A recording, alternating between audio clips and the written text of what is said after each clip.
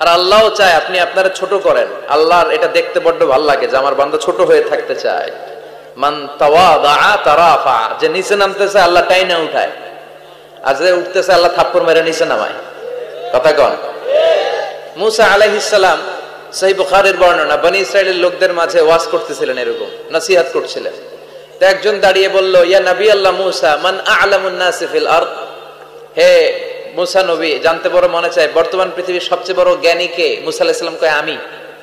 মুসা আলাইহিস সালাম কি বললেন? আনা। আসলে কথাটা ঠিক। আল্লাহ যখন যে নবীকে পৃথিবীতে পাঠায় তখন তাকে সবচাইতে বেশি জ্ঞান দিয়ে পাঠায়, সেই হিসেবে ঠিকই উনি সবচেয়ে জ্ঞানী। কিন্তু উনি এইভাবে নিজেকে সবচেয়ে বড় জ্ঞানী বলে দিবে, এটা আল্লাহর পছন্দ হয় নাই। আল্লাহ চেয়েছিলেন মুসা আলাইহিস সালাম যেন বলে আল্লাহু আ'লাম, আল্লাহই জ্ঞানী। সুবহানাল্লাহ কইবেন না? কিন্তু তা না করে উনি কি করলেন? যখন বললো সবচেয়ে বড় জ্ঞানী কে, উনি হুট করে কি বলে ফেললেন?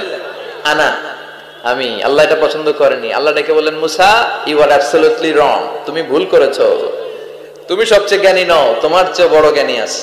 সুবহানাল্লাহ পড়েন। তার মানে জানার কোনো শেষ নাই, জাননেওয়ালার উপর জাননেওয়ালা আছে। আর সবচেয়ে বড় জাননেওয়ালা কে?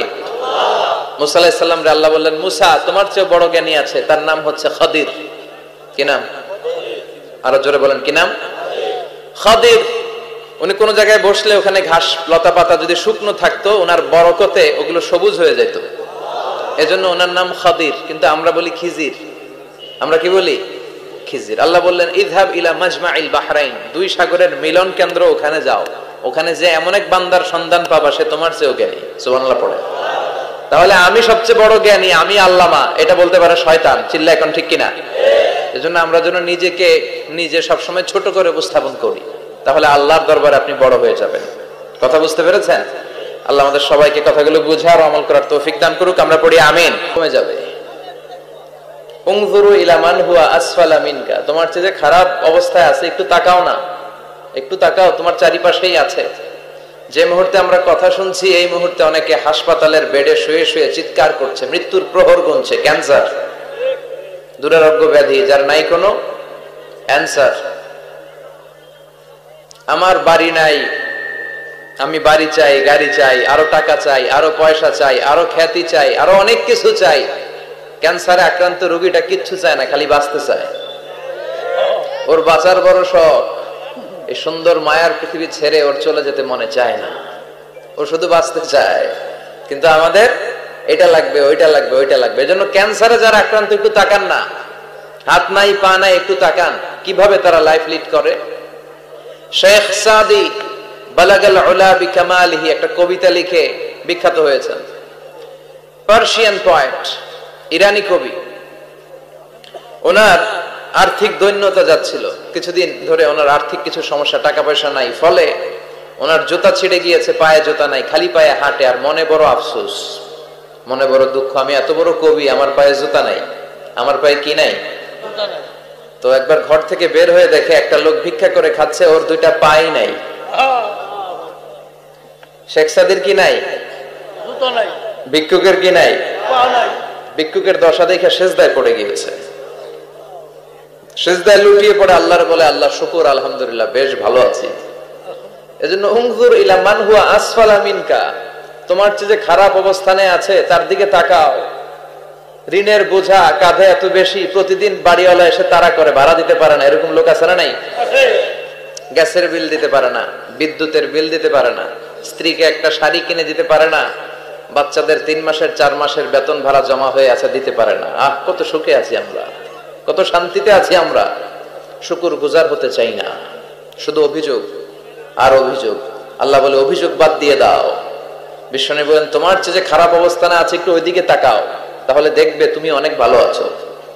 এজন্য সব সময় সুখে দুঃখে সর্বাবস্থায় আমরা প্রশংসা করব একজনের, তিনি কে? আল্লাহ। আর প্রশংসা করলে নেয়ামত বাড়ায় দেয় কে? আল্লাহ। আর প্রশংসা না করলে শাস্তির জন্য অপেক্ষা করতে হবে। যাহারাল ফাসাদু ফিল বাররি ওয়াল বাহরি বিমা কাসাবাত আইদিন নাস, জলে স্থলে যে জলোচ্ছ্বাস, ভূমিকম্প, অগ্নিকাণ্ড, খরা, দুর্ভিক্ষ এগুলো চলে, এই মহামারী, নানা ধরনের নতুন রোগ, এগুলো আমাদের হাতের কামাই। এগুলো কি? আমাদের হাতের কামাই। আমরা যদি আল্লাহওয়ালা হয়ে যাই, আল্লাহর জমিনে যদি আল্লাহর দিন কায়েমের চেষ্টা করি, আল্লাহর দেয়া কোরআন অনুযায়ী যদি জীবন চালাই, আমাদের জীবনটারও শান্তিময় করে দিবে কে? আমাদের ধর্মের নামই তো শান্তি। ধর্মের নাম কি? ইসলাম। ইসলাম মানে কি? বিশ্বনবী রাজা বাদশাদের কাছে যখন চিঠি লিখতেন, তিনি প্রথমে শান্তির কথা শোনাতেন। সুবহানাল্লাহ পড়েন। দেখেন কত সুন্দর ধর্ম। আর আমাদেরকে ওরা শান্তি শিখায়, আমাদেরকে মানবাধিকার শিখায়। মানবাধিকারের কথা, শান্তির কথা মানায় একজনের মুখে, তিনি হচ্ছেন মুহাম্মদ সাল্লাল্লাহু আলাইহি। গোটা বিশ্ব তার কাছে ঋণী, তার কাছে কৃতজ্ঞ। তিনি শুধু দিয়েছেন, নেন নাই। সুবহানাল্লাহ পড়েন। তিনি বলেছেন সালামুন আলা মানিত্তাবা আল হুদা। যাদের কাছে বিশ্বনবী চিঠি পাঠাতেন তিনি লিখতেন সালাম, মানে শান্তি।